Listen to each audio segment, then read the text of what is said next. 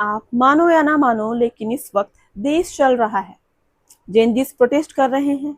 ये वही जेनजीस है जिनको किसी भी पॉलिटिकल आइडियोलॉजी से कोई लेना देना नहीं। इन्हें घंटा फर्क नहीं पड़ता है कि किसकी सरकार बनी किसकी नहीं।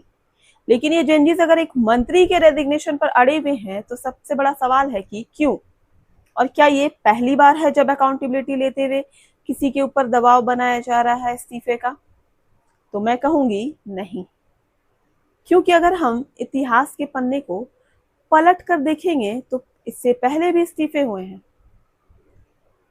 सबसे पहले इस्तीफा 1956 में लाल बहादुर शास्त्री ने इस्तीफा दिया था और उन्होंने रेल हादसे में अपनी अकाउंटेबिलिटी लेते हुए इस्तीफा दिया।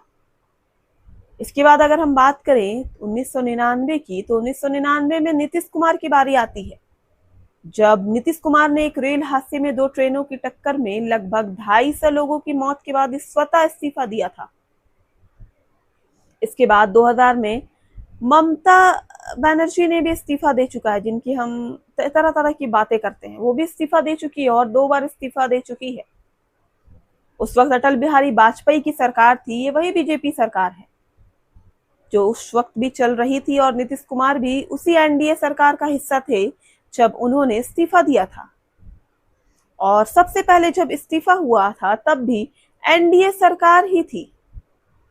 उसके बाद बारी आती है 2017 में, जब एनडीए की ही सरकार रहती है और रेल मंत्री एक ट्रेन हादसे के बाद अपना इस्तीफा देते हैं। 2017 है और अब 2026, जब नीट का पेपर बीते कई सालों से लीक हो रहा है और पेपर लीक होने के कारण रीनीट होने के से कई बच्चों ने सुसाइड कर लिया है। अब इस बात से कई जेनजीज हर्ट हो चुके हैं और अब प्रोटेस्ट कर रहे हैं। और सिर्फ नीट की ही बात क्यों करें, बहुत से पेपर लीक इंडिया में हो रहे हैं। तो अब जेनजीज सड़क पर उतर आए हैं, जिन्हें आइडियोलॉजी से कोई लेना देना नहीं है।